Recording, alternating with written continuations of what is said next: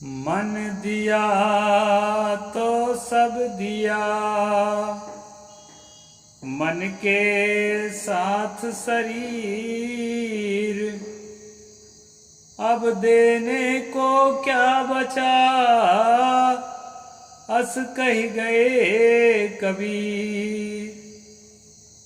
नमस्कार दोस्तों, मैं अविनाश दास रेशनल कबीर यूट्यूब चैनल में आप सबका हार्दिक स्वागत करता हूं। साथियों, यदि आप इस चैनल को सब्सक्राइब नहीं किए हैं तो सब्सक्राइब ज़रूर करें और अपने सभी साथियों तक, सभी ग्रुपों तक पहुंचाएं। इस चैनल का उद्देश्य किसी भी जाति, धर्म, संप्रदाय या व्यक्ति विशेष को आहत पहुंचाना कतई नहीं है। इस चैनल का उद्देश्य है दोस्तों, समाज में जागृति पैदा करना। किस चीज़ के प्रति? सामाजिक अधिकारों के प्रति, सामाजिक न्याय के प्रति, आत्मरक्षा के प्रति, प्रेम के प्रति, करुणा के प्रति और परस्पर के सहृदयता के प्रति जागृत करना। साथ साथ साधना और भक्ति को समझना। भक्ति निरर्थक नहीं है, साधना निरर्थक नहीं है। उसको गलत रूप में जब पेश किया जाता है दोस्तों, तब वो गलत है। हम लोग कबीर पंथ में अपने गुरु के प्रति, संतों के प्रति जीवन को अच्छी तरह से समर्पित करके, निष्काम भाव से, कुछ न चाहते हुए, निष्कपट भाव से सेवा करें। और इस सेवा से हम अपने अंदर के, अपने अंतःकरण को पवित्र करें। पवित्र अंतःकरण से ही हम एक दूसरे के काम आ सकते हैं। पवित्र अंतःकरण से ही हम साधना भक्ति के द्वारा आत्म कल्याण की सहज अवस्था, निर्वाण अवस्था का अनुभव कर सकते हैं। परम सुख, परम आनंद, जिससे आगे और कुछ भी नहीं है। उस मधुमय अवस्था को अपने अंदर बिना किसी के सहारे, जगत के प्राणी पदार्थ और परिस्थितियों के सहारा लिए बिना, उस परम प्राप्तव्य को अपने अंदर अनुभव कर सकते हैं। उसके लिए पवित्र अंतःकरण का होना महती आवश्यकता है। और दोस्तों, अंतःकरण की पवित्रता के लिए हमें समर्पण की जरूरत है, निष्कामता की जरूरत है। इसलिए सद्गुरु ने सूत्र दिया है, मन दिया तो सब दिया, मन के साथ शरीर। हमने अपने मन को अर्पित कर दिया सच्चे गुरु के पास, सच्चे मार्गदर्शक, मार्गदाता के पास, तो समझ लीजिए हमने अपने सब कुछ दे दिया। क्योंकि मन के साथ शरीर जुड़ा हुआ है और शरीर के साथ सारा संबंध जुड़ा हुआ है, सारे रिश्ते जुड़े हुए हैं, सारी उपलब्धियां जुड़ी हुई है, हमारी संपत्ति जुड़ी हुई है, हमारी बुद्धि जुड़ी हुई है, हमारी उपलब्धियां जुड़ी हुई है। इसलिए मन के साथ शरीर, अब देने को क्या रहा, अस कह गए कबीर। सतगुरु कबीर ये कहकर चले गए दुनिया से कि अब अगर मन को ठीक से अर्पित कर दिए हो गुरु के चरणों में, संतों के चरणों में, सच्चे समाज के चरणों में, मानवता के चरणों में, तो अब देने के लिए तुम्हारे पास कुछ नहीं बचा है। और जब कुछ नहीं बचा है ना, खाली हो, तभी अपने में हो सहज अवस्था। तो सहज अवस्था को समझने के लिए दोस्तों निष्काम और निष्कपट होकर के संतों के शरण में, गुरु के शरण में हमें लगना चाहिए। कई लोग, बुद्धिस्ट लोग कहते हैं कि ये मनुवाद है गुरु भक्ति। ये जो है सम्यक संस्कृति का हिस्सा नहीं है। लेकिन दोस्तों मैं आपको बताना चाहता हूँ कि ये सम्यक संस्कृति का ही हिस्सा है। मनुवादियों ने बल्कि हमसे चुरा लिया है। तथागत बुद्ध ने कहा यम्मा धम्मं विजाने सम्मा संबुद्ध देशितं सक्कच्चं तं नमस्ये अग्निहुतं व ब्राह्मणो। यहाँ पर जो ब्राह्मण शब्द आया है ये बाभन शब्द था। धीरे धीरे जो है पाठांतर होते होते, क्योंकि ब्रा शब्द पाली में नहीं होता है दोस्तों, इसमें ब्राह्मणों शब्द आखिरी में आया है। ये पाठांतर है, अभी का पाठ है, बदलते बदलते छपते छपते सदियों में सब बदल जाता रहता है, लेकिन इसका अर्थ नहीं बदला है। जो बमण या ब्राह्मण कहा जाता है पाली में, वो किसके लिए कहा जाता है दोस्तों? वो किसी जाति के लिए नहीं कहा जाता है। ना जटाही, ना गोते ही, ना जच्चा होती ब्राह्मणो, यम्मि धम्मं चा सच्चं चा सो शुचि सोच ब्राह्मणो। उसका ये अर्थ होता है।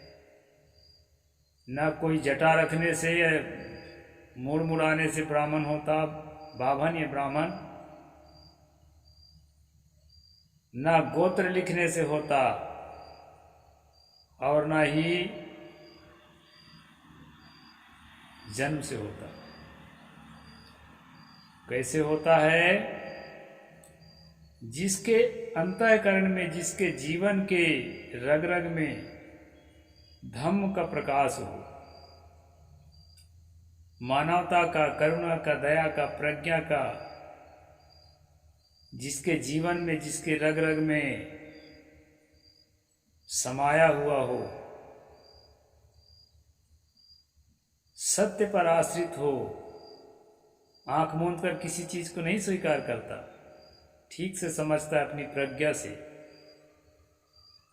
परीक्षण से, प्रयोग से समझने के बाद उसको जो है स्वीकार करता है, सो शुचि, वो पवित्र भी रहता है। पवित्रता साधक का एक अभिन्न अंग है। सोच बाभन, वह ब्राह्मण है। दोस्तों उस समय ब्राह्मण शब्द का या बाभन शब्द का अर्थ कुछ और होता था, आज का अर्थ कुछ और है। तो ये जो मनु ने कहा है ना कि शूद्र का कर्तव्य है कि निष्कपट भाव से, ईर्षा रहित होकर के, निष्काम होकर के ऊपर के तीनों वर्णों की सेवा करे, यही उसका धर्म है। तो यहाँ पर दोस्तों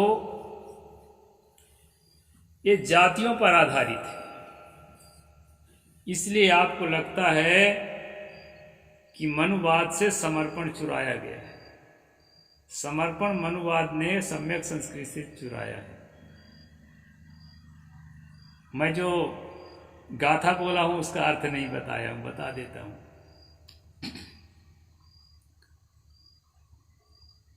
उसमें कहा है सम्यक संबुद्ध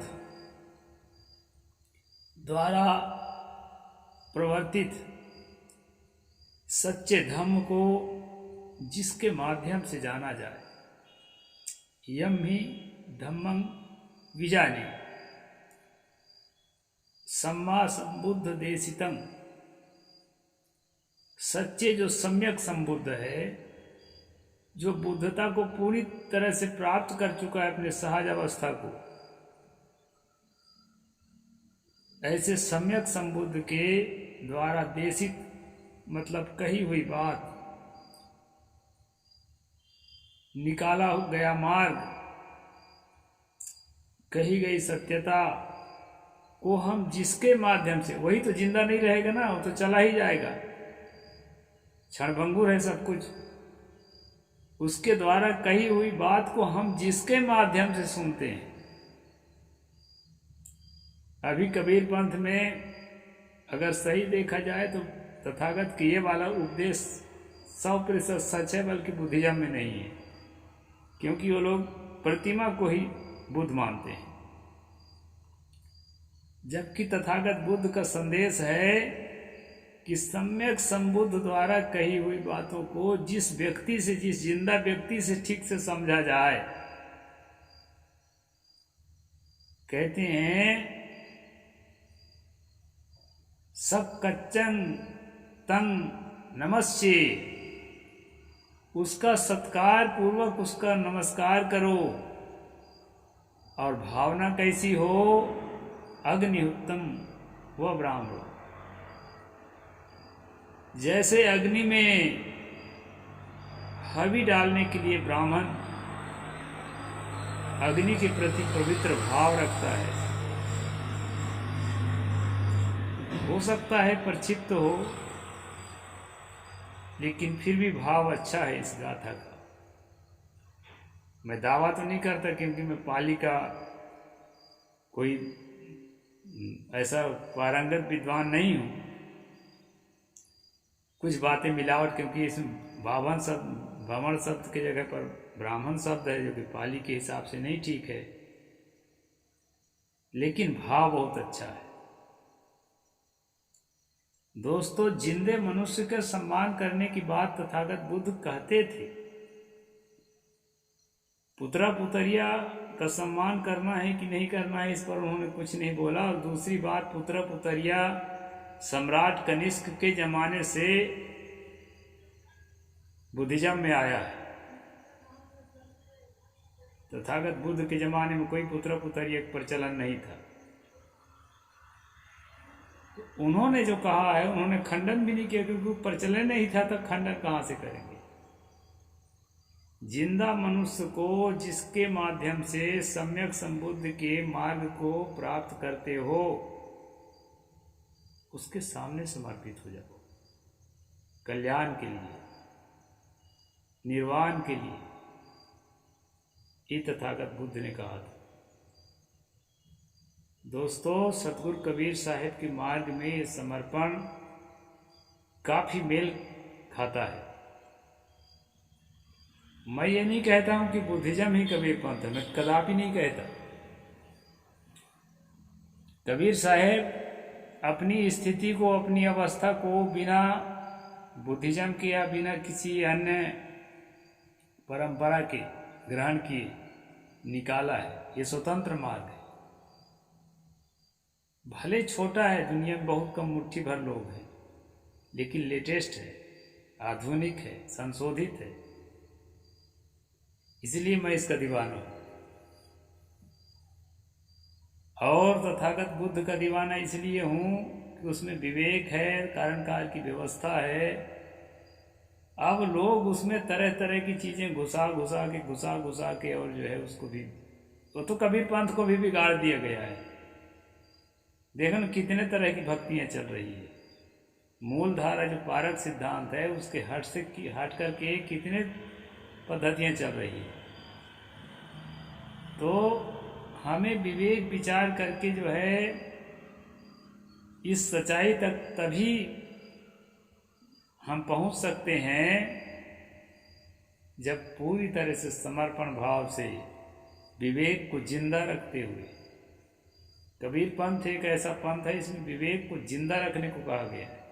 कहा है कबीर, सुप्ते बाछियाँ जाके हृदय विवेक, वही बचेगा, नहीं तो अंधभक्ति में तो कहीं भी बह जाएगा।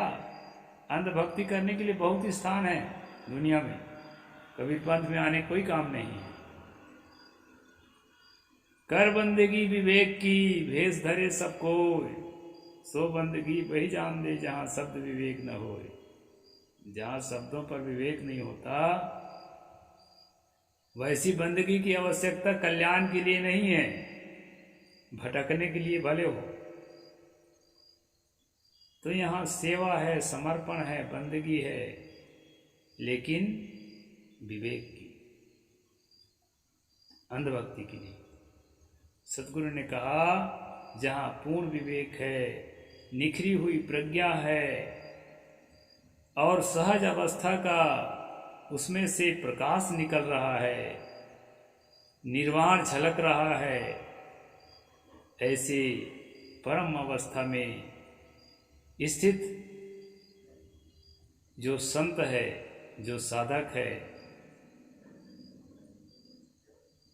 उसके प्रति आपके अंदर समर्पण होना चाहिए। कुछ भी साथ नहीं रहेगा।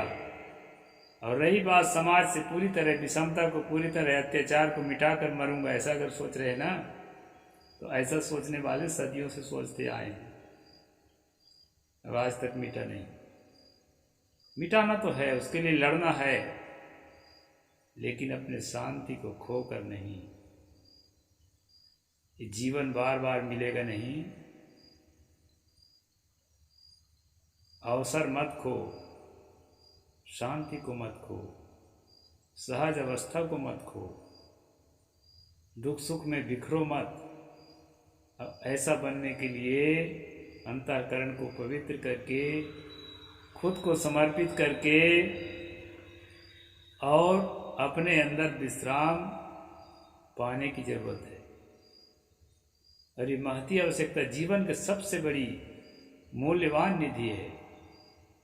इसलिए दोस्तों, सतगुरु कबीर साहब के साखी पर मैंने चर्चा किया, मन दिया तो सब दिया, मन के साथ शरीर, अब देने को क्या रहा, हंस कह गए कबीर।